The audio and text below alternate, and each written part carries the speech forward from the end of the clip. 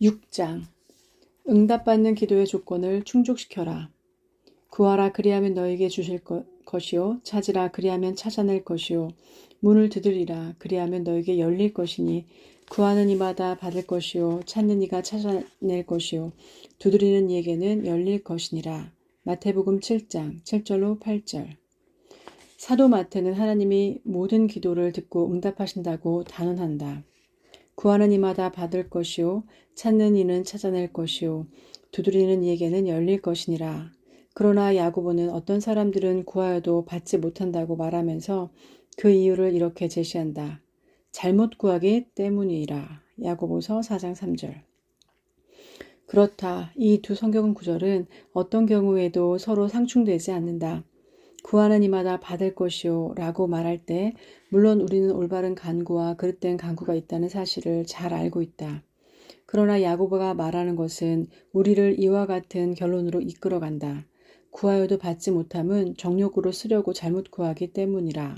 이 말씀은 우리에게 올바른 간구에는 특정한 조건이 있으며 잘못 구하는 것에도 그럴 만한 이유가 있다는 사실을 알려준다. 어쨌든 이 단락으로 당혹해하지 않을 사람은 거의 없을 것이다.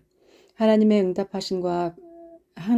응답하심에 관해서는 성경에서 너무나 많이 이야기하고 있지만 너무나 많은 기도가 역시 응답되지 않고 있어서 많은 사람들에게 쓰라린 시험거리가 되고 있다.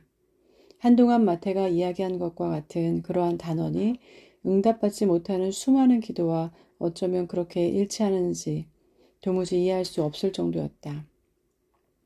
응답받지 못하는 기도에 대한 오해. 내가 저지른 실수는 이중적이었다. 첫째, 나는 모든 기도가 문자 그대로 응답될 것이라고 기대했다. 하나님이 정확히 문자적인 기도 응답을 하시지 않을 때는 종종 근본적인 동기에 따라서 내용적인 기도 응답을 하신다는 사실을 간과했던 것이다. 사도 바울이 육체의 가시로부터 벗어나게 해달라고 기도했을 때가 이에 관한 구체적인 예이다. 이것은 여러 계시를 받은 것이 지극히 크므로 너무 자만하지 않게 하시려고 내 육체의 가시 곧 사탄의 사자를 주셨으니 이는 나를 쳐서 너무 자만하지 않게 하려 하심이라. 고린도서 12장 7절. 그것이 무엇이었든지 간에 하나님이 바울에게 육체의 가시를 주신 것에는 특별한 목적이 있었다. 바울에게는 이 가시가 굉장히 괴로웠던 것처럼 보이며 그래서 하나님께 육체의 가시를 제거해달라고 간청했다. 바울의 목적은 이기적인 것이 아니었다. 바울이 생각하기에 육체의 가시는 자신의 유용성을 방해하고 있었다. 하나님은 이 간구를 문자 그대로 들어주시지는 않았지만 근본적인 동기에 대해서는 들어주셨다. 하나님은 내 은혜가 내게 족하도다. 이는 내 능력이 약한 데서 온전하여짐이라고 말씀하시면서 바울에게 선한 목적으로 이런 육체의 가시를 허락하셨다는 사실을 알려주셨다. 그러니까 이 육체의 가시는 어떤 상처로 가지고 있거나 바울의 영향력을 방해하는 게 아니라 하나님의 은혜가 바울에게 충분하도록 하기 위한 것이었다. 결국 바울은 육체의 가시를 제거해달라고 끈질기게 요구하는 대신 오히려 이 가시로 말미암아 그리스도의 권능이 자신에게 임할 수 있다는 사실을 영광스럽게 생각했다. 그리고 자신이 두려워하는 결과가 자신에게 임하지 않을 것이라고 확신했다. 이것이 바로 바울이 원하는 전부였다. 만약 그것이 자신의 유용성에 아무런 영향을 미치지 않는다면 굳이 육체의 가시가 제거되지 않아도 좋다고 생각했다. 이것이 바로 내가 의미하는 바를 잘 설명해 주고 있다. 우리가 문자적인 기도 응답이 아니라 근본적인 동기에 따라 내용적인 기도 응답이 이루어진다는 사실을 제대로 이해하지 못했기 때문에 나 자신뿐만 아니라 많은 사람들이 자주 걸려 넘어진다. 그러나 비록 우리가 기대했던 방식대로는 아닐지라도 알맹이와 본질은 그대로 허락된다. 내가 빠졌던 두 번째 실수이자 내가 생각하기에 지적인 사람들이 흔히 하는 실수는 기도가 응답될 수 있는 특정한 조건에 관하여 성경에서 표현하고 있다는 사실, 그리고 흔히 우리가 기도라고 생각하는 것과 하나님이 기도라고 말씀하시는 것 사이에는 엄연한 차이가 있다는 사실을 간과했다는 점이다. 내 관심이 그런 의문으로 향하자마자 나는 이런 어려움이 성경에서 그렇지는 않다고 지적한다는데 만족하게 되었다. 그 어려움은 단지 하나님이 기도를 들어주시지 않는 분이라는 데 있는 것이 아니라 오히려 하나님이 친히 기도에 응답하시는 여러 가지 조건을 몇몇 경우에만 굉장히 명확하게 말씀하셨다는 사실이다. 그것은 하나님이 거의 항상 암시적으로 지적하고 계셨다는 것이며 우리가 그러한 조건들에 근거하지 않고서는 아무런 응답도 기대할 수 없다는 것이다. 틀림없이 하나님은 종종 간구하는 사람의 성품과 상관없이, 그러니까 그 사람이 어떤 성품을 지니고 있든지 상관없이 괴로움을 호소하는 울부짖음에 먼저 귀를 기울이셨다. 다시 말해 하나님은 종종 괴로움에 신음하는 동물의 소리를 듣고 찾아오셔서 도움의 손길을 베푸셨다. 하나님은 어린 까마귀가 울 때에도 귀를 기울이셨다. 그렇다면 당연히 사람들에게는 더욱 귀를 쫑긋 세우지 않겠는가? 하나님이 온 우주와 관계를 맺고서 너무나 일관성 있게 그렇게 하신다면 당연히 인간에게도 그렇게 하실 것이다. 하나님은 당연히 그렇게 하실 마음과 생각을 품고 계신다. 그러나 이런 것들은 진정한 의미에서 기도가 아니다. 단순히 고통스러운 울부짖음에 지나지 않는다. 하나님은 거기에 적절히 대처하실 필요가 있을 때마다 그런 구원의 손길을 펼치기 위하여 찾아오신다. 나는 마음속에 이런 생각을 품고 있는 사람들이 걸려 넘어지게 하는 돌을 던져 놓으려는 게 아니다.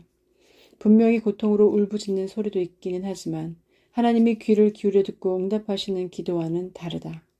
하나님이 간구하는 자의 성품, 동기나 계획과는 아무 상관없이 고통스러운 울부짖음에 귀를 기울이신다는 것은 그냥 그분의 선하심을 따라 베푸시는 자비에 지나지 않는다. 그러므로 우리는 응답받지 못하는 기도에 대한 오해를 하지 말아야 한다. 하나님이 응답하시는 기도의 몇 가지 조건.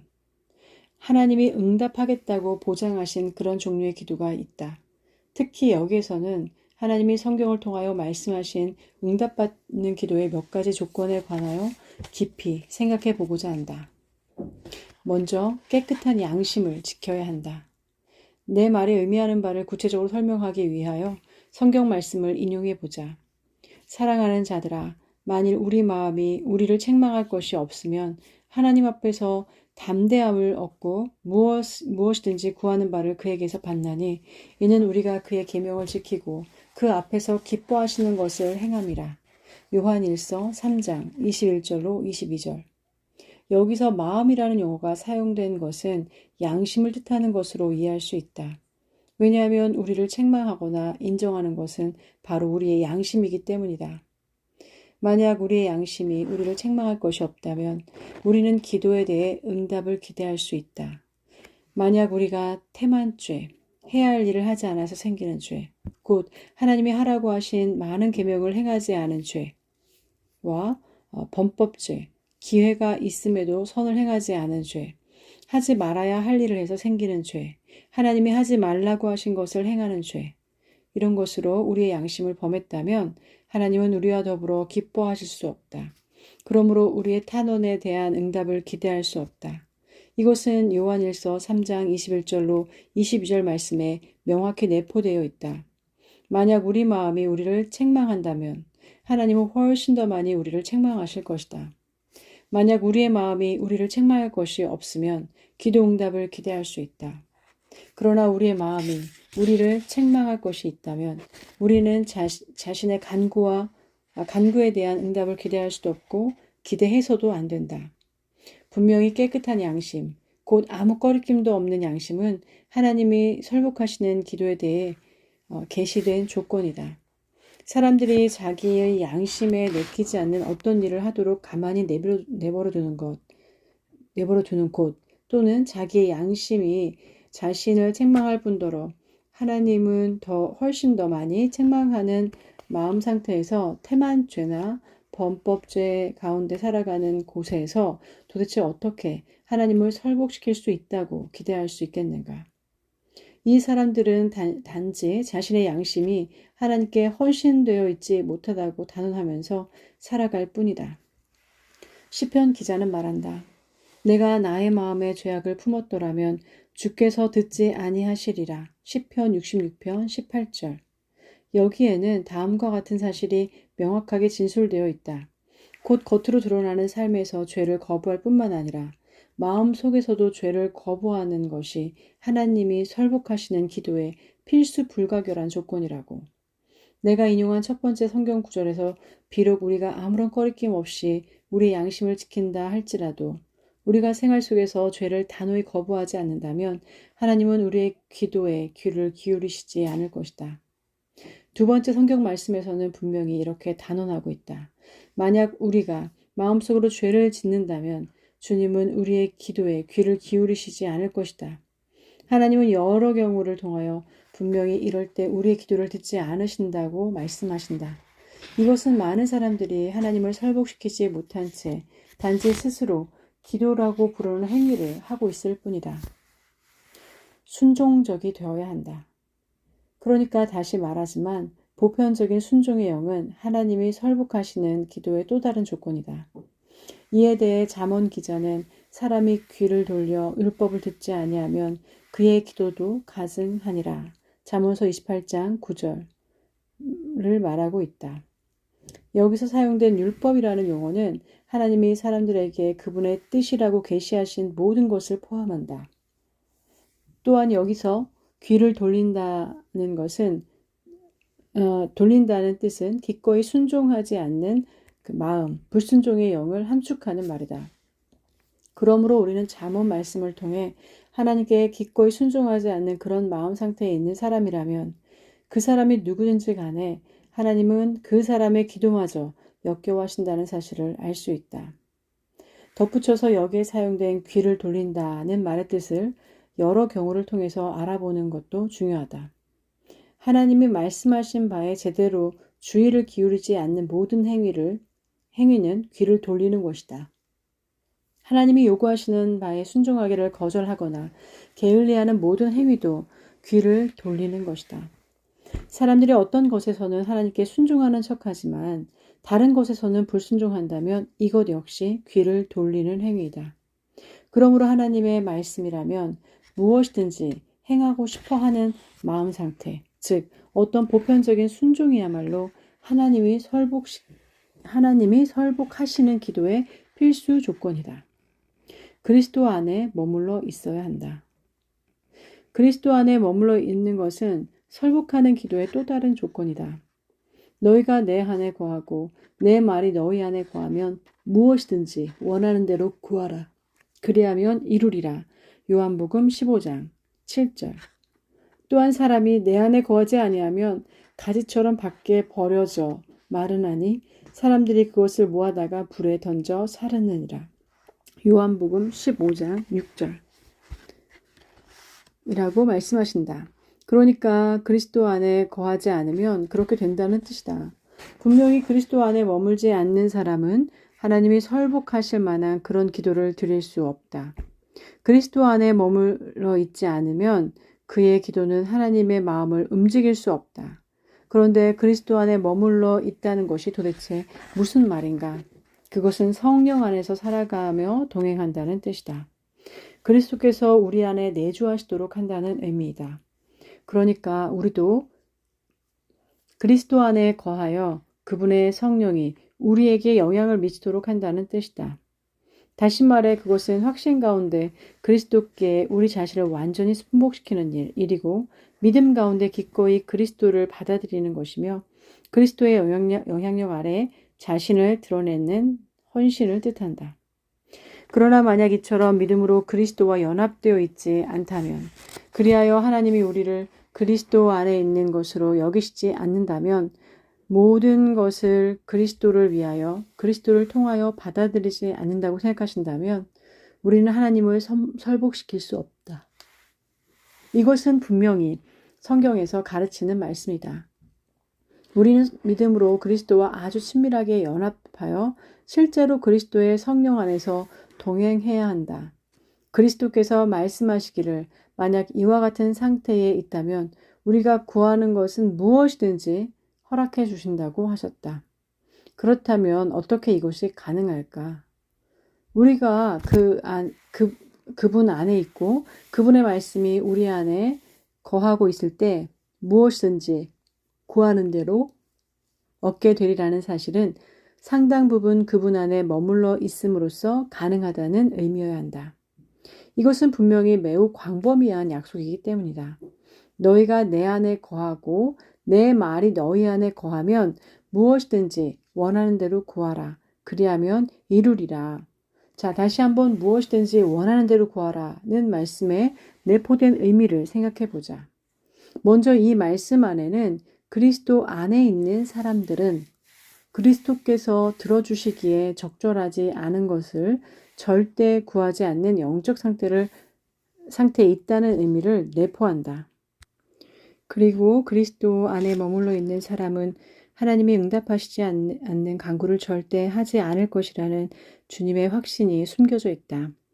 우리 주님은 그런 확신이 없었다면 그렇게 쉽게 이런 약속을 하시지 않았을 것이다.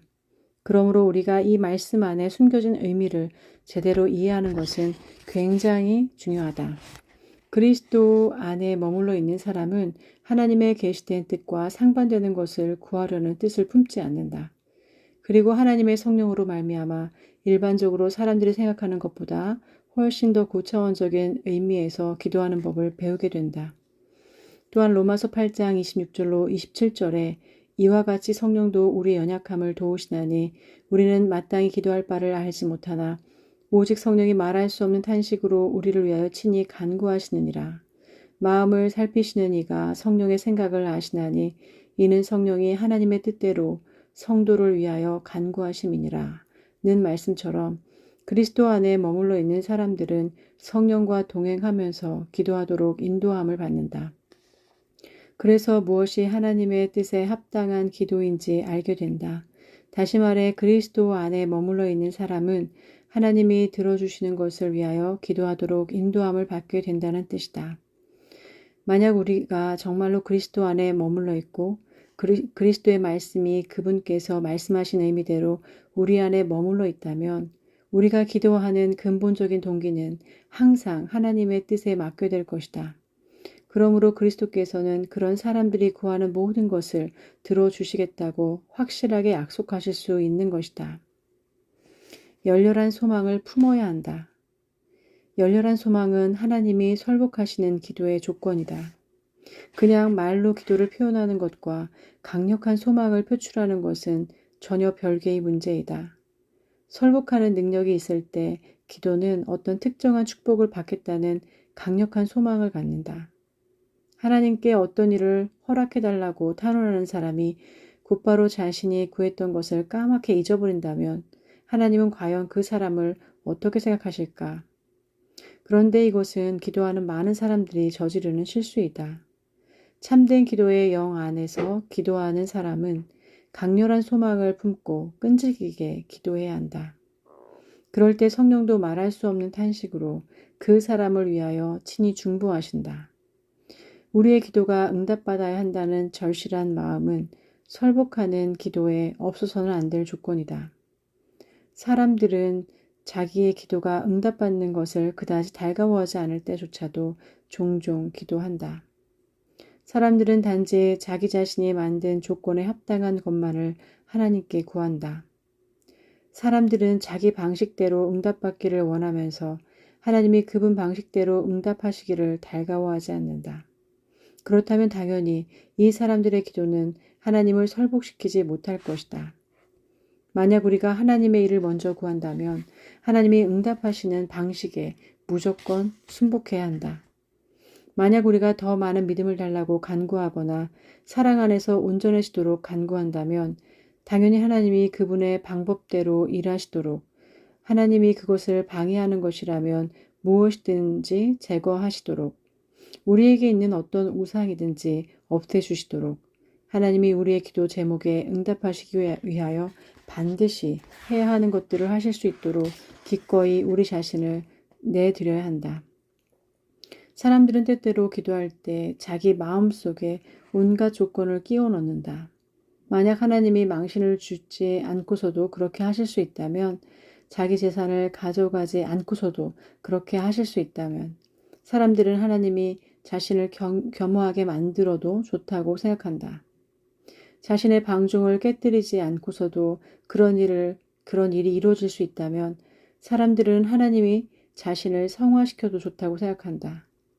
그러나 각종 장애물을 제거하지 않고서는 그런 일들이 허락될 수 없다. 만약 이런 일들이 하나님께서 우리의 기도를 들어주시는 것을 방해한다면 우리는 기꺼이 오른손을 잘라내거나 왼쪽 눈을 빼버려야 한다. 어떤 사람이 거룩하게 해달라고 기도한다고 하자. 그렇다면 그 사람은 기꺼이 거룩해지고 싶어 해야 한다. 그런데 만약 그 와중에 어떤 걸림돌, 어떤 상습적인 죄, 어떤 억제되지 못한 욕망, 어떤 열정, 어떤 성적 충동 등이 있다면 기꺼이 그것들을 포기해야 한다. 만약 그렇게 하기를 달가워하지 않으면서 그런 축복이 자기 방식대로 허락되어야 한다고 주장한다면 그 사람은 받을 만한 기도를 한다고 할 수 없다.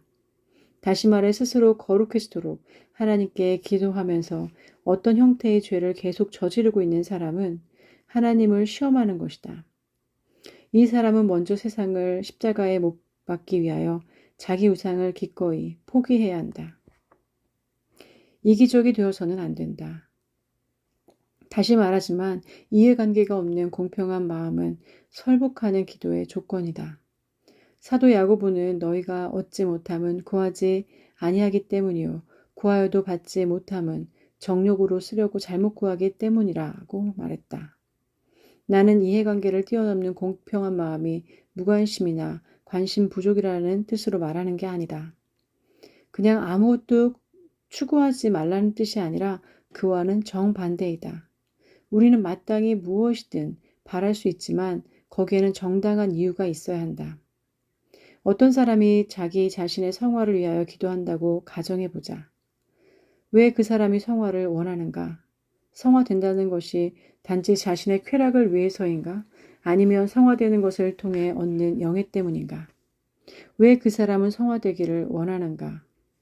죄를 제거하기 위한 것인가? 영원한 햇빛, 행복, 그리고 하나님의 평안으로 말미암은 기쁨으로 들어갈 수 있도록 하기 위한 것인가? 이것이 그 이유라면 분명히 응답받을 것이다.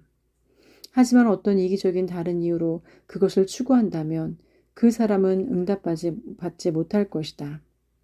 자신의 유익을 위해 이기적으로 구하고 있기 때문이다. 당신이 죄악 가운데 살아가는 사람들 때문에 마음의 상처를 받았다고 가정해보자. 만약 당신의 목적이 하나님을 영화롭게 하는 것이라면 당신의 눈은 오직 여기에 고정되어 있을 것이다. 만약 당신이 사람들로 하여금 복음의 진정한 빛이 무엇인지 이해하고 영혼이 밝아져서 구원을 받을 수 있게 해달라고 복음을 꽉 붙잡고 있다면 당신은 하나님과 공감하고 있는 것이다. 하나님이 당신에게 복을 베푸시는 것과 같은 이유로 그 복을 구하고 있는 것이다. 각종 강구는 이기심에서 완전히 벗어나야 한다. 우리는 단순히 이기적인 생각을 떨쳐버리고 하나님이 기도에 응답하시는 위대한 이유를 주목해야 한다. 만약 우리가 자기 자신의 거룩함과 성화를 위하여 기도한다면 그것은 죄에 대한 하나님의 관점에 동의하는 것이어야 한다. 우리는 거룩함에 도달하고 이를 유지하기 위하여 어떤 불같은 시험을 통과하든지 간에 기꺼이 거룩해지려고 애써야 한다. 우리는 흔히 성화에는 아무런 시험도 없다고 오해한다. 하지만 하나님은 우리를 위해 우리에게 행하신 모든 일을 우리가 올바로 볼 수 있게 하시려고 우리에게 시험과 시련을 허락하신다. 하나님은 커다란 축복을 주실 때 이런 축복을 등경 아래 감추시지 않는다. 하나님이 우리에게 커다란 은혜를 허락하실 때 그분은 항상 우리를 시험하는 자리로 내모신다. 만약 시험을 제대로 통과하지 못한다면 우리는 하나님이 우리에게 커다란 은혜를 주셨다는 사실을 알 수 없을 것이다. 자, 이제 어떤 대가를 치르든지 간에 당신은 기꺼이 성화되고 싶은가? 어떤 결과가 나오든지 간에 하나님께 영광을 돌릴 수 있도록 어떤 형태의 부정행위를 기꺼이 포기하겠는가? 신앙의 부흥이 열렬히 일어나고 있는 곳에서 목회하는 친구 목사가 하루는 몇몇 구도자를 신방하기 위하여 이른 아침부터 집을 나섰다. 길을 가던 중 같이 사역하는 핵심 리더 가운데 한 사람이 이렇게 물었다. 목사님은 성령님께 날마다 기도하면서도 기도 응답을 받지 못하고 있는 사람에 대해서 어떻게 생각하십니까? 친구 목사가 대답했다. 글쎄요. 그 사람이 그릇된 동기로 기도하지 않았는지 걱정이 되는군요. 그 사람이 어떤 동기를 가져야 하는데요? 당신은 어떤 동기로 기도하시나요? 혹시 더 많은 돈을 벌어서 더 행복해지기를 바라나요? 그렇다면 사탄도 이와 같은 이유로 기도할 수 있다는 사실을 아셔야 합니다. 그런 다음에 친구 목사는 시편의 말씀을 인용했다. 주의 구원의 즐거움을 내게 회복시켜 주시고 자원하는 심령을 주사 나를 붙드소서. 그리하면 내가 범죄자에게 주의 도를 가르치리니 죄인들이 주께 돌아오리이다. 시편 51편 12절로 13절. 이 말씀을 들은 리더는 그 즉시 친구 목사를 떠나버렸다. 나중에 그 사람은 자기 마음속에 떠오른 첫 번째 생각이 이제 다시는 친구 목사를 보지 않겠다는 다짐이었다고 한다. 그 사람은 너무나 화가 났다. 그러나 이와 동시에 자신의 기도가 항상 이기적이었다는 사실도 깨달았다. 그 사람은 이런 깨달음에 커다란 충격을 받았던 것이다. 그러나 이 리더는 자존심이 너무나 강했던 나머지 자기 자신이 언제나 이기적이었다는 사실을 발견했을 때 자기 마음속에서 한 번도 신앙이나 기도에 대해 진실한 개념을 가져본 적이 없다는 사실을 발견했을 때 괴로웠다. 그리고 자신은 완벽히 이기적이었으며 그동안 드린 기도가 모두 텅 빈 마음의 이기적인 기도에 지나지 않는다는 사실을 발견했을 때 하나님께 자신의 목숨을 가져가 달라고까지 기도했다. 그 리더는 교회에서 지금과 같은 위치를 차지한 이후에 계속해서 속여왔거나 속았다는 사실을 교인들이 아는 것보다 오히려 죽거나 심지어 지옥으로 떨어지는 편이 훨씬 더 낫다고 생각했다. 그로부터 머지않아 이 사람은 진심으로 회심하였으며 그 이후로 원래 자신이 처해 있는 자리를 분명히 바라보게 되었다. 우리가 구하여도 받지 못하는 것은 정욕에 쓰려고 이기적인 마음으로 잘못 구하기 때문이다. 이것은 많은 사람들이 구하는 것을 허락해 주시지 않는다고 하나님을 비난하는 대신에 스스로 곰곰이 생각해 봐야 할 커다란 진리이다. 그리스도의 이름으로 나아가야 한다. 우리는 반드시 그리스도의 이름으로 기도해야 한다. 이것은 너무나 자주 성경에 함축되어 있기 때문에 어떤 말씀을 굳이 따로 인용할 필요조차 없다. 그러나 이처럼 그리스도의 이름으로 기도한다는 말이 무슨 의미인지 다시 한번 되새겨보자. 도대체 어떻게 그리스도의 이름을 사용해야 한단 말인가? 죄인들은 자기 이름으로 절대 하나님 앞으로 나오지 못한다. 그러나 죄인들이 그리스도와 아주 강하게 연합한다면, 죄인들이 그리스도를 자신의 구원자로 영접한다면 사실상 그리스도는 죄인들을 위한 간구자가 된다. 이것을 통치적 관점에서 볼 때 하나님께로 가까이 나오는 것은 죄인이 아니라 바로 그리스도이시기 때문이다. 만약 당신이 그리스도를 통하여 하나님께로 나아오지 않는다면 사실상 그리스도로서 성령 안에서 하나님께로 나아오지 않는다면 하나님은 당신이 자신의 임재 안에 기꺼이 다가오도록 내버려 두시지 않을 것이다. 그러기에 하나님께로 나아오는 죄인은 반드시 이런 식으로 하나님께 나아와야 한다. 그 죄인은 그리스도로 옷 입어야 한다. 그리스도께서 이루신 모든 것, 죄인들이 하나님께 나올 수 있도록 십자가의 죽음으로 다리를 놓으신 것을 자신이 전유해야 한다.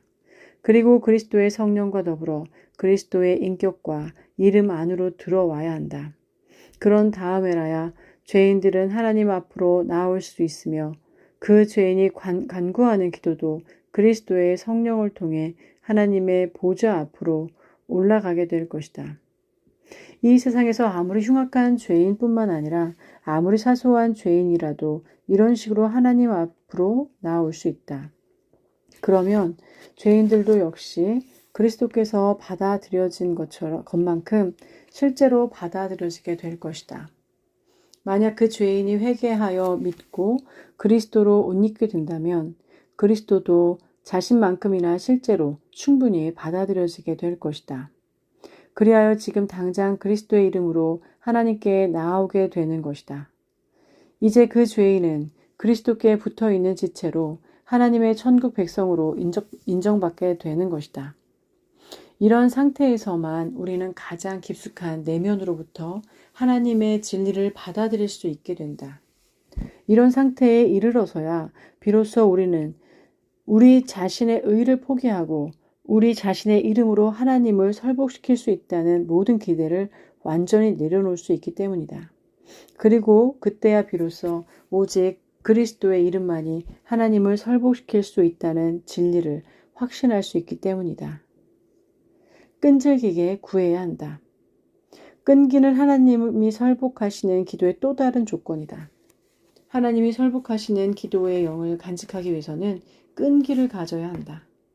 성경에는 이에 관한 수없이 많은 사례가 나오지만 여기에서는 야곱과 모세의 경우만을 다루기로 하겠다. 먼저 야곱의 경우를 한번 생각해 보자.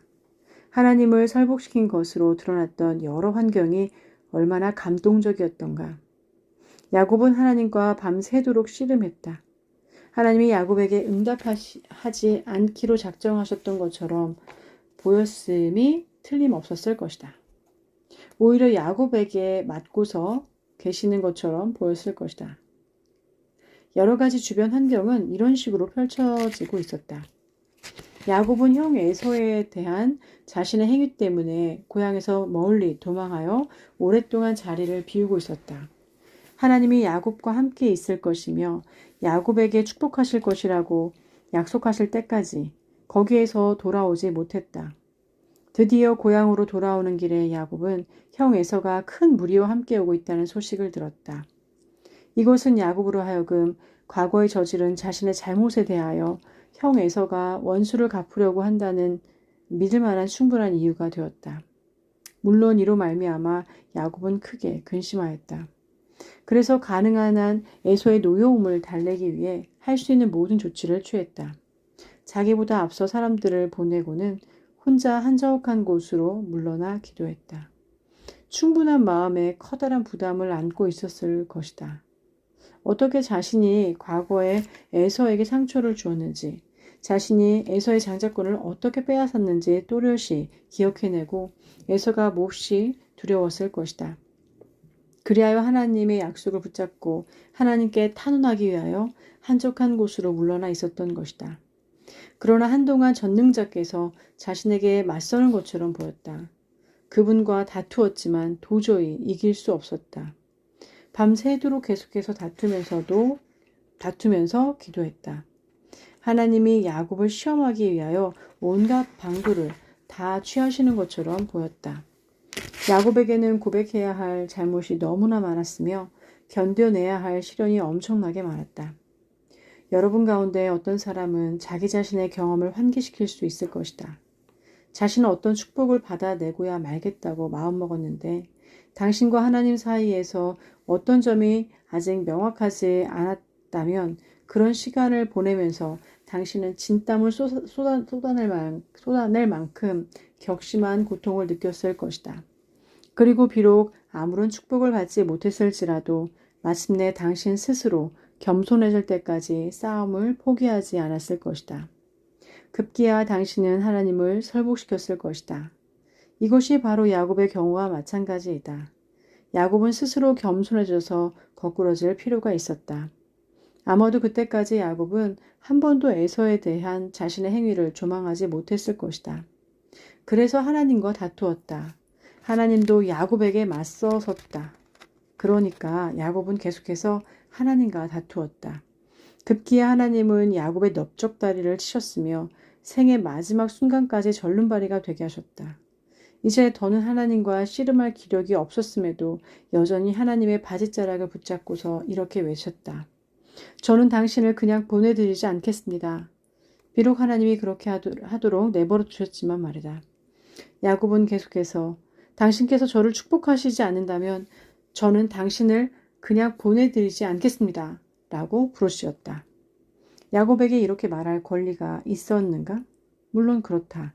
야곱에게는 하나님이 말씀하신 약속이 있었다. 그래서 그렇게 했던 것이다. 그런데 마치 하나님이 그분의 약속을 지키시지 않을 것처럼 보였다. 그러나 분명히 이렇게 지체하시는 데는 그만한 중요한 의미가 숨겨져 있었다. 드디어 야곱의 마음은 그럴듯한 방식으로 축복받을 채비를 끝내고 있었다. 마치 당신께서 약속하셨으니 이제는 저를 거부하시지 못할 거예요. 라고 고백했던 것처럼 이제는 거부당하지 않겠다고 마음 먹고 있었다. 이것은 건방진 언동이 아니었다. 비록 아무리 심각한 시험을 당하더라도 꼭 필요하다면 야곱은 낙담하지 않겠다는 의미로 이렇게 말한 것이었다. 야곱에게는 고백해야 할 것이 많았을 뿐만 아니라 약속받은 것도 많았다. 야곱의 내면에서는 엄청난 놀라운 싸움이 진행되고 있었다. 이제 한번 이렇게 생각해보자. 야곱이 하나님을 붙잡지 않았다면 어떻게 되었을까? 상상에 막히겠다. 하지만 야곱은 끝까지 하나님을 붙잡고 있었다. 야곱이 당신께서 저를 축복해 주시지 않는다면 저는 당신을 그냥 보내드리지 않겠습니다. 라고 말했을 때 얼마나 놀라운 응답을 받았는가. 하나님이 말씀하셨다. 내 이름이 무엇이냐? 자기 이름이 야곱이라고 대답했을 때 야곱의 얼굴은 빨개졌을 것이다. 그 이름에서 빼앗는 자, 다른 사람의 자리를 억지로 속여서라도 대신 차지하는 사람이라는 뜻이 담겨 있었기 때문이다. 자기 이름이 빼앗는 자였다고 고백했으며 자기 형 에서로부터 장자권을 빼앗았기 때문에 정말로 빼앗는 자였다고 고백했다. 저는 빼앗는 자입니다. 그것이 제 이름입니다. 이 얼마나 의미심장한 장면인가. 그럼에도 야곱은 너무나 담대하고 열정적인 나머지 당신께서 저를 축복해 주시지 않는다면 저는 당신을 그냥 보내드리지 않겠습니다. 라고 말했다. 전능자는 내 이름이 무엇이냐? 내가 그로 말미암아 우쭐대지 않았느냐? 라고 말씀하셨다. 야곱이 대답했다. 맞습니다. 제 이름은 야곱입니다. 하나님이 말씀하셨다. 내 이름을 다시는 야곱이라 부를 것이 아니요 이스라엘이라 부를 것이니 이는 내가 하나님과 및 사람들과 겨루어 이겼음이니라. 창세기 32장 28절. 내 이름을 다시는 야곱이라 부를 것이 아니요. 드디어 문제가 해결되었다. 야곱은 지금까지 줄곧 빼앗는 자로 살아왔다. 당신은 야곱이 태어나던 시절부터 전개된 상황을 똑똑히 기억할 것이다.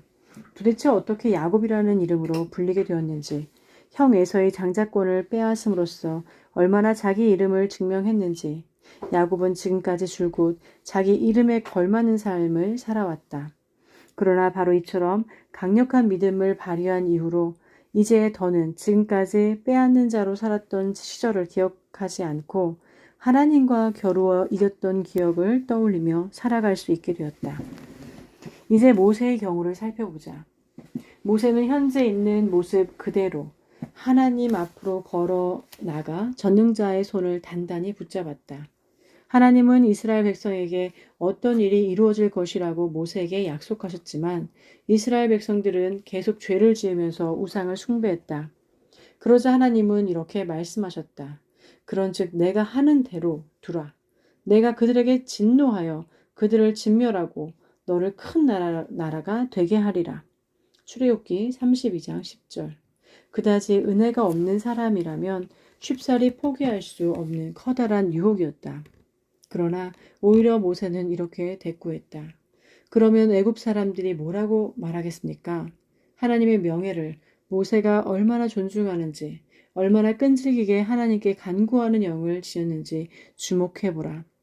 하나님은 모세의 기도를 충분히 예상하시고 그렇게 기도하지 못하게 금하셨다. 그러나 진심으로 그렇게 말씀하시지는 않으셨다. 하나님이 대답하셨다. 그런즉 내가 하는 대로 두라. 내가 그들에게 진노하여 그들을 진멸하리라. 왜냐하면 이스라엘은 반역하는 백성이었기 때문이다. 그러나 하나님의 진노하심에도 모세는 하나님께 호소하기 위하여 한 걸음 더 앞으로 나아가야만 했다. 어찌하여 애굽 사람들이 이르기를 여호와가 자기의 백성을 산에서 죽이고 지면에서 진멸하려는 악한 의도로 인도해내었다고 말하게 하시려 하나이까? 주의 맹렬한 노를 그치시고 뜻을 돌이키사 주의 백성에게 이 화를 내리지 마옵소서. 출애굽기 32장 12절. 모세는 애굽 사람들이 뭐라고 말하겠습니까? 당신의 위대하신 이름으로 그렇게 하시겠습니까? 라고 물으면서 그러나 이제 그들의 죄를 사하시옵소서. 그렇지 아니하시오면 원하건대 주께서 기록하신 책에서 내 이름을 지워버려 주옵소서. 출애굽기 32장 32절. 이렇게 간구했다. 모세의 단순한 냉정함과 확신이 얼마나 아름다운가. 하나님과 이스라엘 백성 사이에 틈을 막아서는 모세의 결단력이 얼마나 놀라운가. 이처럼 야곱과 모세의 끈질긴 기도는 형으로부터 죽임을 당할 수밖에 없는 야곱의 생명을 살렸고 하나님으로부터 진노를 사서 죽을 수밖에 없는 이스라엘 백성을 구했다. 그러므로 우리는 포기하지 않는 끈질긴 기도는 하나님을 설복하게 한다는 사실을 기억해야 한다. 아무리 스트레스를 받더라도 당신의 영이 절대 낙심해서는 안 된다. 당신이 하나님을 설복시키려 작정하고 기도할 때 곧장 응답이 없더라도 결코 포기해서는 안 된다. 매일 이럴 때일수록 야곱과 모세처럼 더욱더 하나님께 매달리는 생명을 담보로 끈질기게 기도하는 열정이 필요하다. 포기하지 않는 기도로 기쁨을 누려라. 7장. 기도로 하나님 안에서 기쁨을 찾아라. 또 여호와를 기뻐하라. 그가 내 마음의 소원을 내게 이루어 주시리로다. 시편 37편 4절 말씀. 이 약속의 말씀에는 하나님과 최고로 공감한다는 의미가 내포되어 있다. 하나님 안에서 기쁨을 찾는다는 것을 하나님과 공감하는 일이라고 말하는 것보다 더 적절하게 표현할 수 있는 사람은 아무도 없다. 하나님이 자기 마음에 정해두신 위대한 목적에 관해서 그 목적을 성취하시려고 시도하는 수단에 관해서 공감하는 것이다. 하나님 안에서 기쁨을 찾으려는 사람은 하나님의 말씀을 받아들이고 하나님의 관점과 감정 안으로 들어가야 한다. 그 사람은 하나님이 선포하시는 모든 말씀에 온 마음을 다하여 아멘으로 화답할 수 있어야 한다. 그리고 하나님이 베푸시는 모든 섭리에, 하나님이 보여주시는 모든 성품, 일하심, 방법의 전심에서 우러나오는 아멘으로 반응할 수 있어야 한다. 하나님 안에서 기쁨을 찾아라.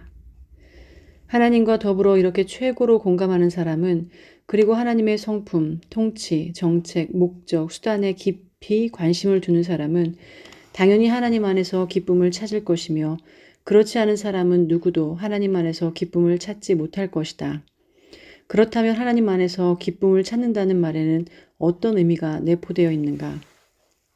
하나님 안에서 맛보는 최고의 만족과 절대적 확신.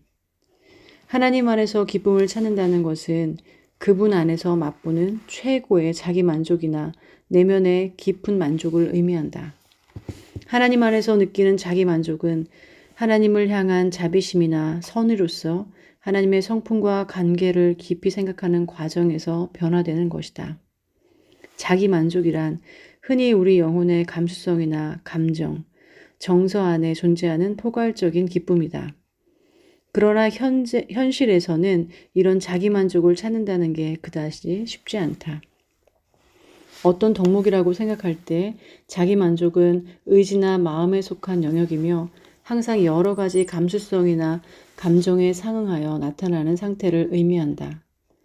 그런데 이 상태는 하나님의 성품, 통치, 관계, 일하심, 방법 따위를 바라보면서 맛보는 기쁨이나 즐거움이다. 하나님 안에서 맛보는 이와 같은 마음의 자기만족이 없다면 우리는 진정으로 주님 안에서 기쁨을 찾고 있다고 말할 수 없다. 또한 하나님 안에서 기쁨을 찾는다는 것은 그분 안에서 절대적인 확신을 찾는다는 뜻을 내포하고 있다. 하나님의 성품, 섭리, 말씀 안에서 최고의 절대적인 확신을 갖지 못한다면 우리는 절대 진정으로 하나님 안에서 기쁨을 찾고 있다고 말할 수 없다. 우리의 마음에서 무한하고 완전하다고 여기지 않는 것이라면 우리에게 모든 것을 만족시키는 대상으로서 어떤 것도 선택할 수 없다.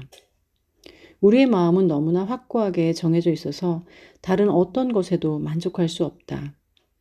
우리의 마음은 불완전해 보이는 것에는 무엇이든지 다양한 방식으로 자연스럽고도 필연적인 불만족을 드러내게 된다. 하나님 안에서 기쁨을 찾는다는 것은 우리의 마음에서 그분을 무한하신 충만, 완전, 진실하신 뿐만 아니라 우리의 영혼을 가득 채우고 충분히 만족시킬 수 있는 온갖 속성을 소유하고 있는 분으로 여긴다는 뜻이다. 일반적으로 인간은 스스로 생각하기에 자신을 행복하게 만들어줄 것처럼 보이는 대상을 쫓아 피조세계에서 행복을 찾아내려고 애쓴다. 그러나 무한하고 완전한 창조주를 제외한 어떤 것도 우리의 필요와 요구를 온전히 만족시킬 수 없다. 시편 37편 4절 말씀에서 의미하는 것처럼 하나님 안에서 기쁨을 찾는다는 것은 우리가 하나님 안에서 만족한다는 것이며 그분의 충만하심과 완전하심이 우리 존재의 모든 요구를 충족시킨다는 뜻이다. 하나님 안에서 우리는 모든 것을 충분히 가지게 되며 우리 마음은 그분 자신을 엄청난 보상으로 여기며 무한하게 풍부하고 만족스럽고 충만하며 넘쳐 흐르고 영광스러운 영원한 몫으로 여기게 된다. 하나님 안에서 누리는 순종의 기쁨. 하나님 안에서 기쁨을 찾는다는 것은 우리의 의지가 그분의 뜻에 절대적으로 순종한다는 의미를 내포한다. 하나님께서 전적으로 순종하지 않는 영혼은 하나님 안에서 기쁨을 찾을 수 없다. 그런 영혼은 자기의 의지를 부모님의 뜻에 굴복시키지 않는 아이와 같다. 그 영혼은 하나님의 통치 아래서도 불안을 느끼며 흔히 하나님이 섭리를 베풀고 말씀을 통하여 요구하시는 것 때문에 오히려 불행해진다고 생각한다. 하나님 안에서 참된 기쁨을 찾는다는 것은 우리 자신의 의지가 모두 사라지고 오직 하나님의 뜻이 이루어지도록 한다는 의미이다. 하나님 안에서 기쁨을 찾는다는 것은 우리의 영혼이 정말로 하나님을 무한히 지혜롭고 선하신 분으로 여기면서 그것이 무엇이든 간에 온갖 하나님의 약속과 섭리에 가장 충만한 만족을 느낀다는 것이다. 또한 그것은 그분께 절대적인 순종의 영을 갖는다는 뜻이다. 이는 곧 아무런 주저 없이 하나님의 뜻을 모조리 행하겠다는 결단으로 하나님이 우리로 하여금 행할 것을 마음껏 시키도록 그분께 간구하는 마음의 상태이다. 그러니까 전적으로 하나님을 기쁘시게 하려고 우리 자신을 내드리는 것이다. 다시 말해 우리 모든 존재를 하나님의 뜻에 순종하여 우리의 유일한 목적이나 계획이 모든 일에서 언제나 모든 장소에서 영원토록 오직 그분을 위하여 살아가는 것이다. 그러나 그냥 순종하는 것과 순종하는 가운데 기뻐하는 것은 전혀 다른 문제이다. 참된 순종이야말로 항상 기쁨을 낳는다. 하지만 순종과 기쁨은 같은 게 아니다. 참된 순종의 영이 존재할 때 우리는 하나님을 섬기는 데서 아주 자연스럽게 기쁨과 행복을 찾을 수 있다. 우리는 항상 자기 마음을 쏟는 과정을 통해 기쁨을 찾는다. 그러므로 우리의 마음이 하나님을 기쁘게 하는 데 들여지고 이와 같은 목적을 위하여 살아갈 때 하나님의 영광과 관심사에 절대적으로 우리 자신을 바칠 때 어떤 것도 그만한 커다란 즐거움을 선사하지 못할 것이다. 우리는 하나님을 섬기고 그분의 명령대로 행하며 모든 일에서 그분을 섬기려고 애쓰는 것 이외에는 다른 어떤 대상에게서도 기쁨을 찾지 못할 것이다. 하나님을 섬기는 일이 마치 고기와 물처럼 우리에게 일용할 양식이 될 것이다. 예수 그리스도께서 내게는 너희가 알지 못하는 먹을 양식이 있느니라. 요한복음 4장 32절. 나의 양식은 나를 보내신 이의 뜻을 행하며 그의 일을 온전히 이루는 이것이니라. 요한복음 4장 34절. 나의 하나님이여 내가 주의 뜻 행하기를 즐기오니. 시편 40편 8절. 이라고 말씀하셨을 때 의미하는 바를 깨닫게 될 것이다. 하나님의 영광을 최고 목적으로 삼는 것. 하나님 안에서 기쁨을 찾는다는 것은 그분의 명예와 영광에 깊은 관심을 둔다는 뜻이다. 그러기에 우리는 말하고 행하는 모든 것을 통해 하나님께 영광을 돌려야 하고 그것을 최고의 목적으로 삼아야 한다. 그럴 때 비로소 우리는 하나님과 공감할 수 있게 된다. 하나님은 그분 자신의 관심사와 영광을 최고로 신경 쓰고 계시며 그것이 하나님이 일하시는 주요 목적이다. 그러나 이것은 하나님께서 이기적이라는 의미가 절대 아니다. 단지 이와 같은 관심사는 최고선에 도달하게 하기 때문에 하나님은 자신의 영광에 최고로 관심을 두신다는 뜻이다. 하나님의 안녕은 지금까지 창조되었던 또한 앞으로 만들어질 수도 있는 모든 피조물의 안녕을 전부 합친 것보다 더 무한할 정도로 소중하다. 하나님의 안녕은 무한하다. 반면 모든 피조물의 안녕은 항상 유한하다. 이 세상에 존재하는 어떤 것도 그만큼 무한할 수 없으며 결과적으로 그만큼 영원하고 필연적이지 않다. 지금까지 역사상 유한한 어떤 것도 무한에 도달하기까지 성장한 적이 없었다. 그러므로 모든 유한한 피조물의 안녕을 전부 합치더라도 항상 하나님의 안녕보다 유한하고 당연히 덜 무한해야 한다.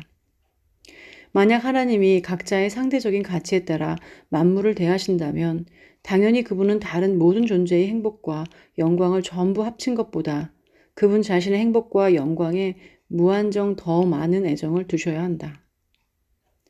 무한자와 유한자 사이에는 어떤 비교도 있을 수 없다. 아무리 모든 피조물의 끝없는 행복을 전부 합친 가치라 할지라도 하나님의 안녕과 비교할 때는 아무것도 아니다. 하나님은 그분의 안녕을 매우 소중히 여기시는데 그분이 그렇게 해야 하는 것은 매우 합리적이고 옳을 뿐만 아니라 무한할 정도로 중요하다. 결과적으로 하나님 자신의 영광과 안녕은 그분이 행하시는 모든 일의 궁극적인 목적이다. 이와 같은 사실을 오래전 조나단 에즈워즈가 말하였을 때 나는 거기에 담긴 진정한 의미를 즉시 깨닫지 못했었다. 그런데 마치 사람들이 그러한 선포 때문에 걸려 넘어진 것처럼 마치 그 말씀이 하나님께서 이기적인 분이라고 의미하는 것이냐 이야기하는 소리를 지금까지 자주 들었다. 하지만 하나님이 그분의 행복과 영광에 가장 많이 마음을 쏟아붓는다고 해서 이기적인 것은 아니다. 왜냐하면 거기에는 본질적인 가치가 내재되어 있기 때문이며 그것은 무한할 정도로 지고한 선이기 때문이다. 그러므로 이제 하나님 안에서 기쁨을 찾는다는 것은 우리가 그분의 관심사를 최고의 선이자 무한한 선으로 간주한다는 뜻이며 온 우주에서 하나님의 영광과 명예를 드높이는 데서 기쁨을 찾는다는 뜻이다. 또한 그것은 우리가 궁극적으로 그분과 영원한 연합과 교제를 갈구한다는 뜻이다. 우리 행복에 관해서 우리가 간구하는 것이라고는 오직 이것이 전부이다. 곧 영원 무궁토록 복되신 하나님과 영원한 연합과 교제를 나누는 것. 만약 하나님이 우리에게 이것을 허락하신다면 이제 우리는 행복의 가장 본질적인 어떤 것도 부족하지 않을 것이다. 그러나 만약 우리가 이것을 빼앗긴다면 온 우주에서 어떤 것도 우리를 만족시킬 수 없을 것이다. 하지만 우리가 시편 37편 4절의 말씀처럼 하나님을 기뻐한다면 하나님은 우리 마음의 소원을 들어주실 것이다. 우리가 스스로 애정을 쏟고 있는 것들을 얻으리라는 사실이며 다시 말해 우리가 정말로 소중히 여기는 소망들이 이루어질 것이라는 뜻이다. 만약 우리가 하나님 안에서 기쁨을 찾는다면 우리가 마음에 품고 있는 모든 것을 누리게 될 것이다. 주님이 내 마음의 소원을 들어주신다는 말씀에는 아무런 제한이 없다. 이 말씀에는 우리가 계속해서 마음에 품고 기도하는 것은 반드시 들어주신다는 의미가 담겨 있다.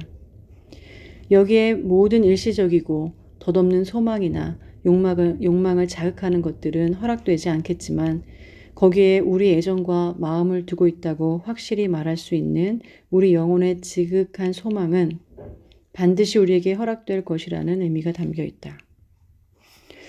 먼저 주님 안에서 기쁨을 찾는다는 조건을 충족시켜라. 오직 주님 안에서 기쁨을 찾는다는 조건이 없었다면 그 약속은 온 우주 만물의 불완전한 약속이 되었을 것이다.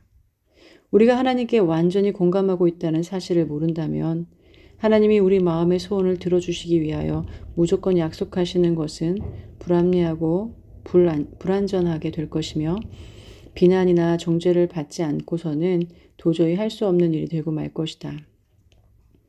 이와 같이 조건을 내걸지 않고서 하나님이 무작정 그런 약속을 덜컥 하셨다면 도대체 무슨 일이 벌어졌을까?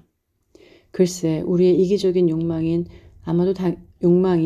아마도 당연하게 여겨졌을 것이다. 하나님을 우리 소망의 커다란 목적과 중심으로 삼을 때 그것은 하나님의 뜻과 일치할 뿐만 아니라 우리에게 그 소망대로 허락하시는 하나님의 최고의 선에도 일치하게 된다. 하나님이 우리의 영혼에 자신을 내주실 때 그분은 우리 영혼의 소망을 만족시켜 주신다. 하나님은 이와 같은 조건을 내걸지 않고서는 안전하게 그런 약속을 제시하실 수 없다. 왜냐하면 그럴 때 약속을 성취하기란 불가능하기 때문이다. 하나님이 모든 사람에게 마음의 소원을 무조건 들어주겠다 약속하셨다고 가정해보라. 그와 관련하여 다른 목적을 쫓는 사람들의 끝없는 탐욕과 더불어 단 한 사람만이 소유할 수 있음에도 수많은 사람들이 동일한 것을 바라는 경우가 생겨날 수도 있다. 그런데 우리가 오직 주님 안에서 기쁨을 찾는다는 조건 위에서 하나님이 그런 약속을 내놓는 것은 완벽하게 안전하다. 주님 안에서 기쁨을 찾는 사람은 누구든지 하나님의 뜻과 일치하지 않는 것을 절대 바랄 수 없기 때문이다. 하나님의 성령이 그 사람 안에 내재해 계신다. 그 사람이 마음에 품는 모든 애정과 소망은 하나님의 성령이 다스리시는 영향력 아래 놓이게 된다. 그래서 그 사람은 하나님 안에서 기쁨을 찾는 동안 하나님의 성령이 이끄시지 않으면 어떤 것에도 자기 마음을 두지 않겠다고 확실히 결단하게 된다. 이럴 경우 확실히 그 사람은 금지된 대상을 쫓아 탐욕을 품을 수 없으며 오직 주님 안에서 기쁨을 찾게 된다. 그래서 이 약속은 조건적이다. 우리 마음이 하나님 안에서 기쁨을 찾을 때 하나님은 그 마음에 품고 있는 것을 허락하기를 기뻐하시기 때문이다. 하나님은 자기 자신을 내주기를 굉장히 좋아하시며 자기 마음을 하나님께 고정한 사람들에게 그분 자신의 충만한 은혜를 너무나 베풀고 싶어 하신다. 하나님은 그분을 사랑하는 사람들을 사랑하신다. 하나님이 자기 원수를 사랑하신다는 말에도 일리가 있지만 하나님이 원수들을 사랑한다고 해서 그 원수들의 도덕적인 성품을 기쁘게 받아들인다는 뜻은 아니다. 하나님은 그분 안에서 기쁨을 찾는 사람들에게 자신을 소통하기를 굉장히 즐기신다. 그 사람들이 하나님의 기쁨에 동참하여 하나님의 즐거움으로 흘러 넘치는 강물을 마실 수 있도록 인도하기를 무척 좋아하신다. 그 사람들을 하나님의 신성, 하나님의 성결, 하나님의 행복에 함께 참여하는 자들로 삼기를 기뻐하신다. 하나님께서 그분 안에서 기쁨을 찾는 사람들이 마음에 품고 있는 소원을 허락하시는 것은 온 우주에 지극히 중요한 일이다.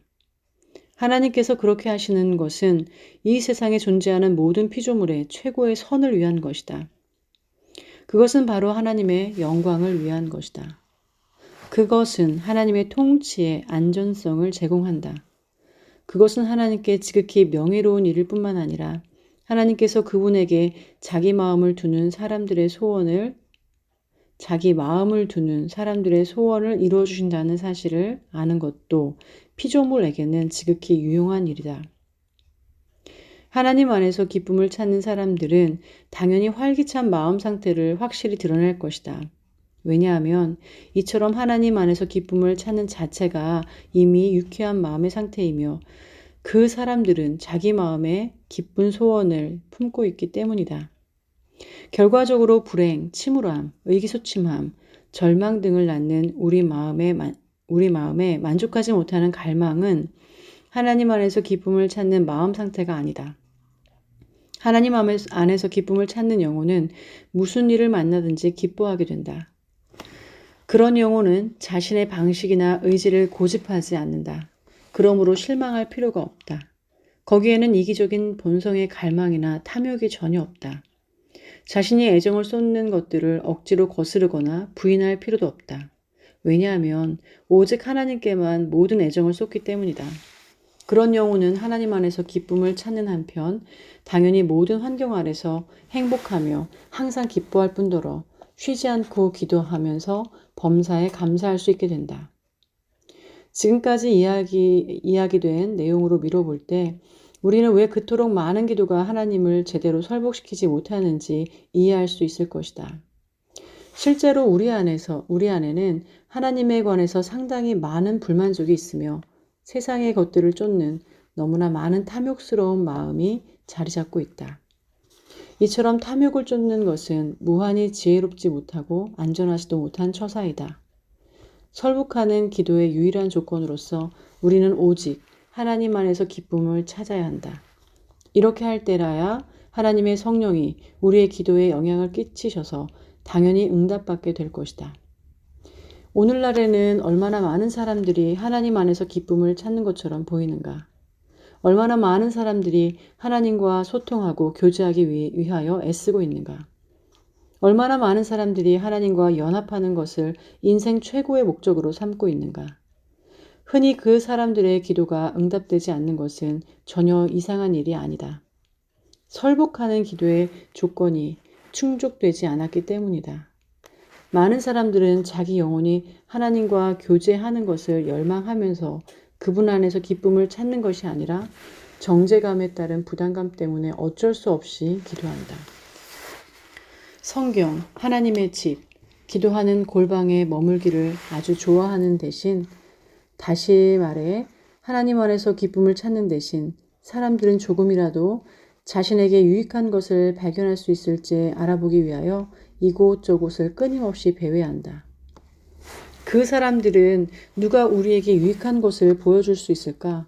라는 질문을 끊임없이 던지는 것처럼 보인다. 이런 마음 상태에 있는 사람들은 마음의 소원을 이룰 수 없다. 수많은 소원이 이루어지지 않는 또 다른 이유는 그것이 올바른 종류의 소원이 아니라는 점이다.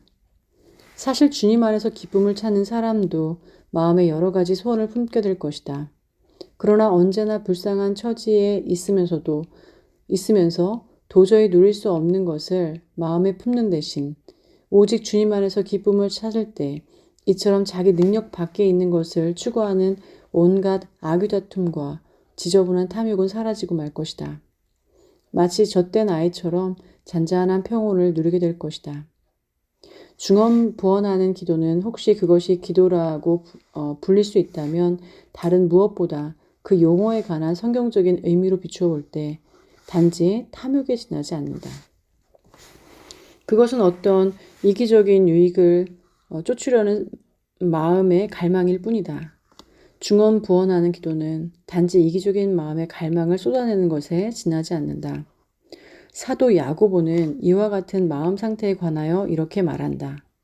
너희 중에 다툼이 어디로부터 나느냐?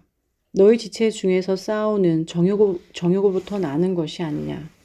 너희는 욕심을 내어도 얻지 못하여 살인하며 시기하여도 능히 취하지 못함으로 다투고 싸우는도다. 너희가 얻지 못하면 구하지 아니하기 때문이요 구하여도 받지 못함은 정욕으로 쓰려고 잘못 구하기 때문이니라. 야고보서 4장 1절로 3절. 하나님 안에서 기쁨을 찾을 때 최고의 소원은 당연히 하나님과 연합하고 소통하고 싶다는 마음일 것이다. 이것이 다른 모든 것을 몰입하게 하는 마음의 소원일 것이다. 예를 들면 우리는 흔히 다른 것을 모두 집어삼키는 어떤 마음 상태나 소원을 보게 된다. 마음이 온통 한 가지 소원에 너무나 집중한 나머지 다른 것에는 거의 신경 쓰지 못하게 된다. 우리는 이 세상에서 이와 같은 마음 상태를 자주 목격하게 된다. 한 가지 소원이 나머지 모든 것을 다 집어삼킨다. 때때로 우리는 매우 사악한 사람들에게서도 이런 모습을 목격하게 된다. 독한 술을 마시고 싶다는 술주정뱅이의 욕망은 온갖 다른 욕구를 없애고 완전히 망가뜨릴 것이다. 심지어 자연스러운 애정도 그로 말미암아 다른 모든 것이 완전히 소멸하는 것처럼 보일 것이다. 때때로 아내를 향한 남편의 애정이 너무 강하다 보면 다른 건 아무것도 신경 쓰지 않게 되기도 한다. 그러다가 사랑할 대상을 잃게 되면 이제 나에게 무엇이 남아있지? 아무것도 사랑할 대상이 없어 라고 울부짖을 것이다. 다른 모든 것에 대한 이 사람의 관심사가 완전히 괴멸되었기 때문이다. 구체적인 예를 한번 들어보자. 어떤 사람이 하나님과 친숙해져서 그 사람의 감수성이 하나님을 향하여 올바로 발전될 때, 그 사람의 모든 소원이 하나님께 중심을 둘 때, 하나님은 그 영혼의 궁극적인 목적으로 자리 잡게 된다. 그 사람에게서 하나님을 제외하고 다른 무엇을 취할 수 있을지 몰라도 당신은 그 사람의 행복에 아무런 영향을 끼칠 수 없다는 의미에서 그렇다는 뜻이다. 이 한 가지 소원이 나머지 모든 것을 통째로 집어삼켜버린다. 그러한 영혼에는 하나님의 사랑과 비교하여 다른 어떤 것도 지푸라기만한 가치조차 없다. 그리스도께서도 한 번은 이와 같은 그 한 가지 거대한 생각에 너무나 사로잡힌 나머지 보소서 당신의 어머니와 동생들이 당신께 말하려고 밖에 서 있나이다. 라는 소리를 들었을 때 누가 내 어머니며 내 동생이냐? 라고 대꾸하셨다. 그런 다음에는 손을 내밀어 제자들을 가리키면서 이렇게 말씀하셨다. 나의 어머니와 나의 동생들을 보라. 누구든지 하늘에 계신 내 아버지의 뜻대로 하는 자가 내 형제요, 자매요, 어머니이니라. 그리스도께서는 혈육 지친의 영적인 가족관계보다 훨씬 더 소중하게 여기려는 생각을 꾸짖으려는 의도에서 그렇게 말씀하셨다. 그리스도께서는 하나님과 연합하고 교제하는 것을 가장 먼저 소원하시면서 그분과 이와 같은 관계를 유지하고 있는 사람들에게 너희가 내 어머니요 형제들이다 라고 말씀하신 것이다. 하나님을 향한 감수성을 잘 발달시킨 사람이라면 누구든지 모든 것이 이와 같은 목적에 도달하기 위해서는 나름대로 어떤 관계를 유지해야지 그렇지 않으면 아무런 가치가 없다고 느끼게 된다. 다른 아무것도 기쁘지 않기 때문이다. 그러한 마음을 가진 사람들에게 어떤 관심을 끌기 위해서는 하나님 자신, 하나님의 통치, 하나님의 영광과 나름대로 어떤 관계를 맺고 있어야 한다. 이와 같은 관계를 소중하게 유지하지 않고 있다면 사람들에게 가장 친근하고 소중한 대상이 자신도 모르게 아무런 가치도 없는 존재로 내던져지게 될 것이다. 얼마 전에 어떤 사람이 다른 사람에게 이렇게 말했다. 나는 사람들에 대한 당신의 영향력을 무너뜨려 달라고 주님께 기도하고 있어요. 그러자 상대방이 이렇게 대꾸했다. 글쎄요, 만약 제 영향력이 선하지 않다면 주님이 당신의 기도에 응답해 주시기를 바랍니다. 하나님을 영화롭게 할 수 없다면 그 영향력이란 제 마음에도 아무런 소용이 없기 때문이죠. 그러니까 제가 아무런 선한 영향력을 발휘하지 못한다면 솔직히 저는 그것이 무너지기를 바란답니다. 그 사람은 자기가 느끼는 대로 솔직하게 잘 대답했다고 생각한다. 그 사람은 자신의 영향력이 온 세상에 별다른 선을 끼치지 못하고 있다면 아무런 가치가 없다고 느꼈다. 그 사람은 자신의 영향력 자체에 관해서 하나님을 영화롭게 하는 가치와 거리가 멀다면 아무것도 아니라고 생각했다. 그러므로 모든 것이 하나님께 소중해야 한다. 그렇지 않으면 마땅히 아무것도 아닌 것으로 간주해야 한다.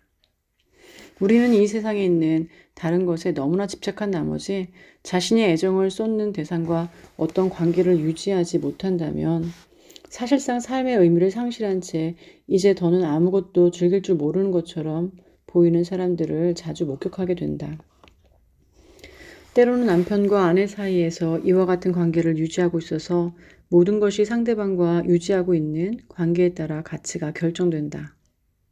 그런데 이 마음이 하나님께 너무나 완벽하게 사로잡혀서 부부 사이의 사랑에 식상해지고 하나님의 사랑에 너무나 황홀해지게 되면 시편 기자처럼 하늘에서는 주 외에 누가 내게 있으리요.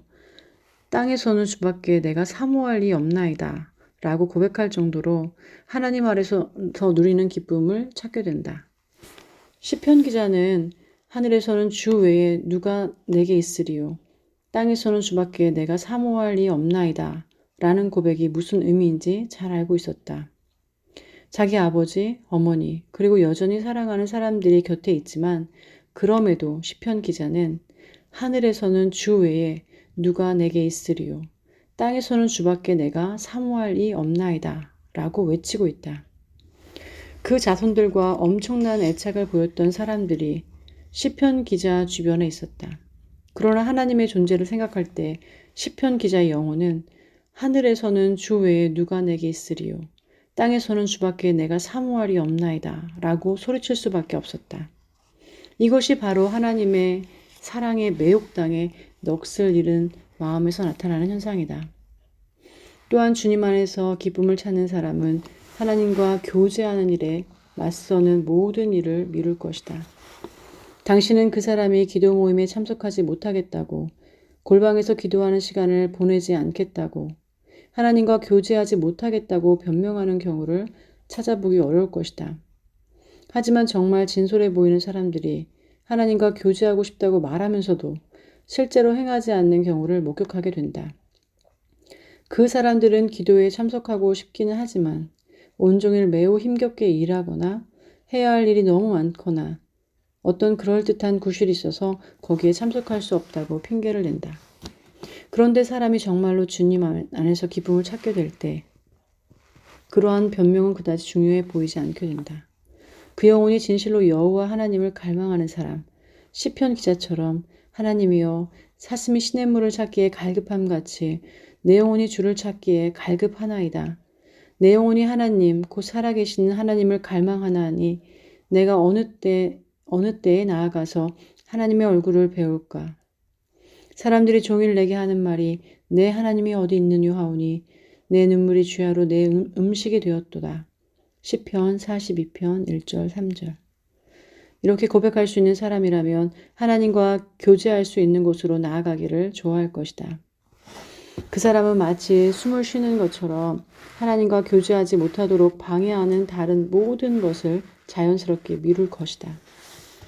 사실 사람들이 성경을 읽고 각종 모임에 참석하지 못하겠다고 온갖 변명을 늘어놓을 때 하나님과 교제하면서 맛보는 기쁨을 상실하기 시작한다는 것은 공공연한 비밀이다. 만약 우리가 하나님 안에서 기쁨을 찾는다면 하나님은 우리 안에서 기쁨을 찾으실 것이다. 하나님은 그분 안에서 누리는 우리의 기쁨에 비례하여 우리 안에서 기쁨을 찾으실 것이다. 우리가 하나님과 교제하기를 원하는 만큼 하나님도 우리와 교제하기를 원하실 것이다. 하나님은 교제를, 거룩한 사람들의 교제를 사랑하신다. 만약 우리가 하나님을 기꺼이 받아들인다면 그분도 우리를 기꺼이 받아들이실 것이다. 만약 우리가 하나님을 갈망한다면 그분도 우리를 갈망하실 것이다. 만약 우리가 하나님께로 빠져든다면 그분도 우리에게 빠져드실 것이다. 이것이 바로 마음의 법칙이다. 하나님이 자신 안에서 기쁨을 찾는 사람들에게서 기쁨을 누리지 못하신다는 것은 불가능한 일이다. 하나님이 자신을 찾는 사람들을 찾지 않는 것도 불가능한 일이다. 하나님 안에서 기쁨을 찾는 사람들 안에서 기쁨을 누리지 않는 것은 그분 자신을 부인하는 것과 마찬가지다. 어떤 사람의 마음이 하나님과 연합을 추구할 때 하나님은 그 사람에게 자신의 마음을 주신다. 그 사람은 하나님께 그분의 눈동자처럼 사랑스러운 존재이다. 하나님은 자신의 영혼을 사랑하듯 그 사람을 사랑하신다. 왜 하나님이 그럴 수 없겠는가? 그 사람은 하나님의 일부이다. 소위 말하자면 그 사람은 하나님의 살 중에 살이요 뼈 중에 뼈이다. 이처럼 그 사람은 하나님의 본성에 동화되는 과정을 거친다. 하나님은 인간 예수 그리스도를 사랑하듯이 그와 같은 이유로 그 사람을 사랑하시게 된다.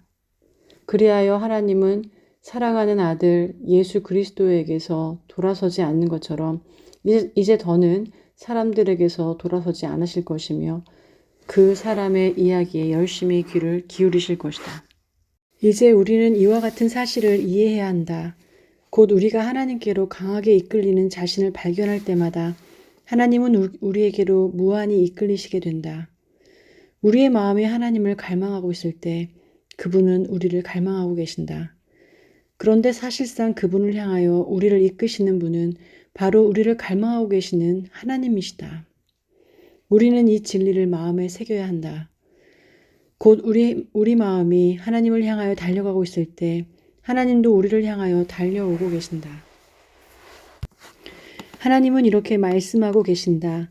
내게로 가까이 나아오라. 그리하면 내가 너희 가까이로 나아가리라. 나에게로 돌아오라. 그리하면 나도 너희에게로 돌아가리라. 나를 사랑하라. 그리하면 나도 너희를 사랑하리라. 하나님 안에서 기쁨을 찾는 사람은 혹시 무슨 이유로 하나님과 교제가 이루어지지 않으면 굉장히 애통할 것이다. 혹시 무슨 이유로 하나님이 그분의 얼굴빛을 보여주시지 않을 때가 바로 애통하는 날이 될 것이다. 이때 그 사람이 행복하게 지낸다는 것은 불가능하다. 오히려 그 사람은 다윗처럼 말하게 될 것이다. 내 영혼아, 내가 어찌하여 낙심하며 어찌하여 내 속에서 불안해하는가? 넌 하나님께 소망을 두라. 그가 나타나 도우심으로 말미암아 내가 여전히 찬송하리로다. 시편 42편 5절. 이 경우에 비록 시편 기자는 하나님 안에서 확신이 있었음에도 여전히 애통해하고 있다. 시편 기자는 자기의 영혼에 새로운 기운을 불어넣으려고 애썼지만 애통할 수밖에 없었다. 그럴 때 우리의 영혼은 나의 하나님, 나의 하나님, 어찌하여 나를 버리셨나이까? 라고 소리 높여 외칠 수밖에 없게 된다. 나는 종종 그리스도께서 십자가 위에서 말씀하신 것이 수수께끼 같은 신비라기보다는 오히려 많은 경우에 우리를 믿음으로 이끌었을 것으로 생각했다. 하나님과 교제하고 동행하는 것이 무엇인지, 하나님이 그분의 얼굴을 자신에게서 돌린다는 것이 무엇인지 잘 알고 있는 그리스도인은 자연스럽게 이와 같은 말을 사용할 것이다. 그러면서 시편 기자처럼 부르짖을 것이다.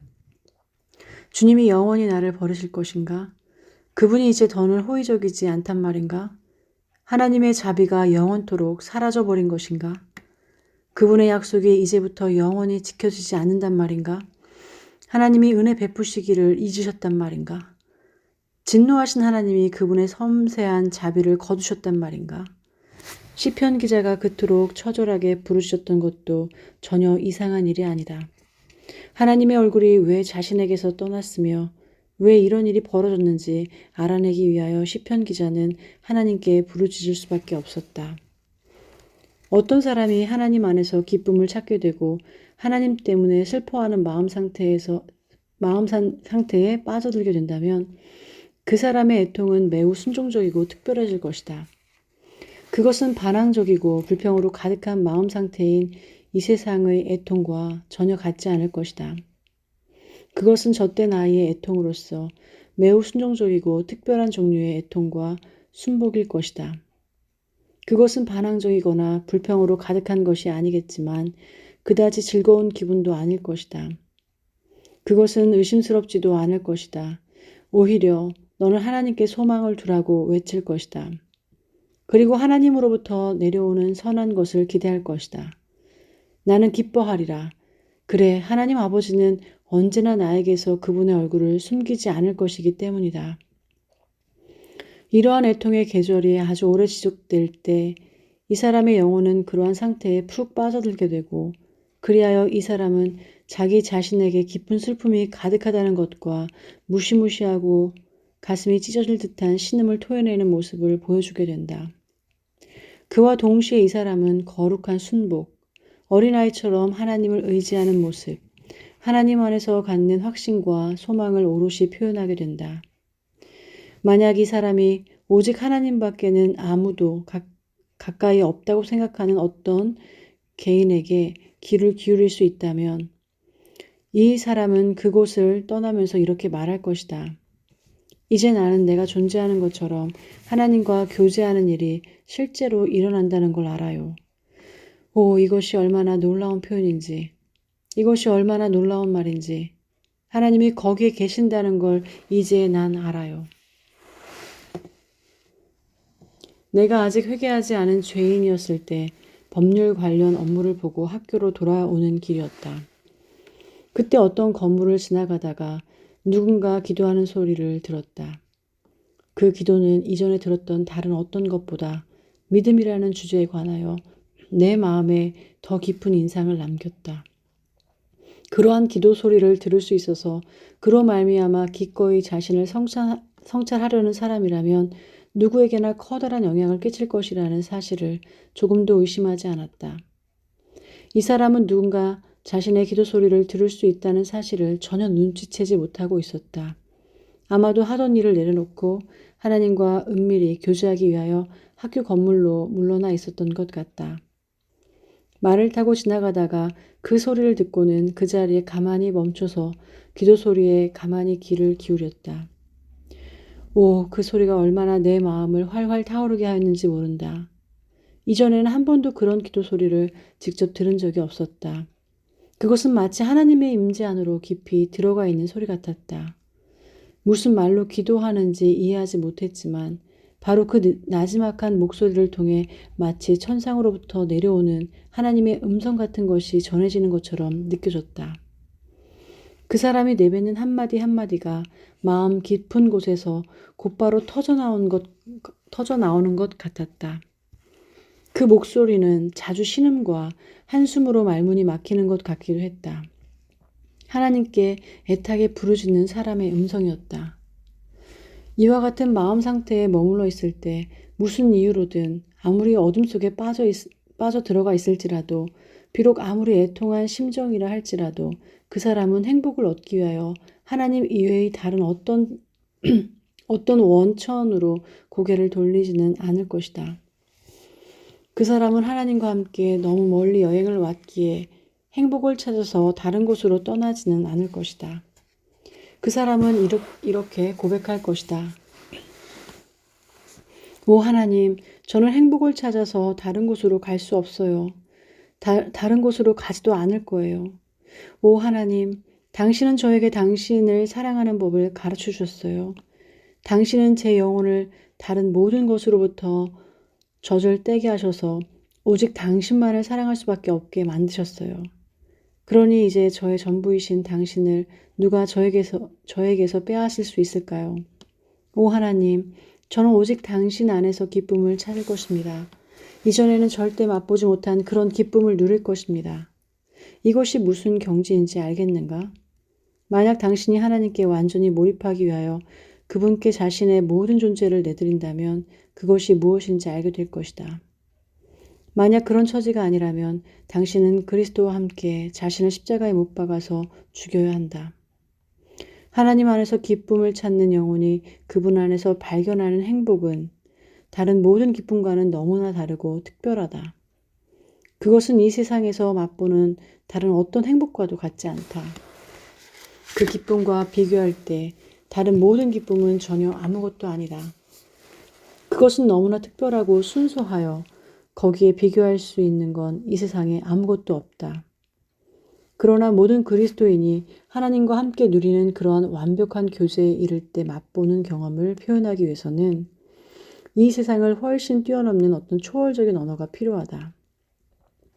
그 사람은 하나님 안에서 너무나 고양된다. 바로 하나님이 마시는 강물을 마시게 된다.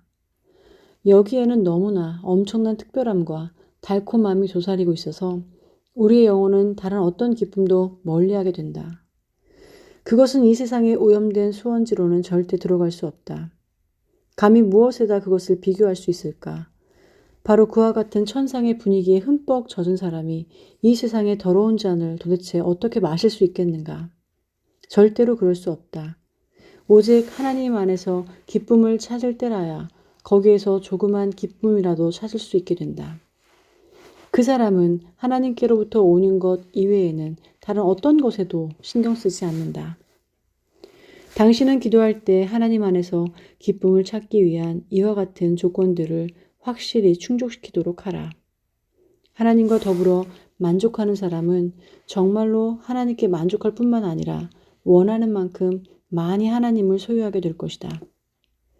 하나님 안에서 기쁨을 찾기 위하여 우리 자신을 포기하는 정도에 비례하여 우리는 하나님 안에서 기쁨을 찾게 될 것이다. 온 우주를 찾아 헤매라. 그러면 우리 영혼이 하나님께 자기 자신을 포기하는 정도에 비례해서 하나님 안에서 충만함을 경험하게 된다는 사실을 깨닫게 될 것이다. 만약 당신의 즐거움이 이리저리 나뉘어진다면 도대체 어떻게 하나님이 당신의 잔을 가득 채워줄 수 있겠는가? 자기 자신과 다른 온갖 것으로 가득한 마음을 완벽히 깨끗이 비운 다음 하나님께 이르기까지 텅 빈 정결한 마음을 올려드려라. 그러면 하나님이 그분의 순결함으로 그분의 사랑과 축복으로 가득 채워주실 것이다. 그렇다. 당신은 하나님이라는 바닷물로 마음을 가득 채우게 될 것이다.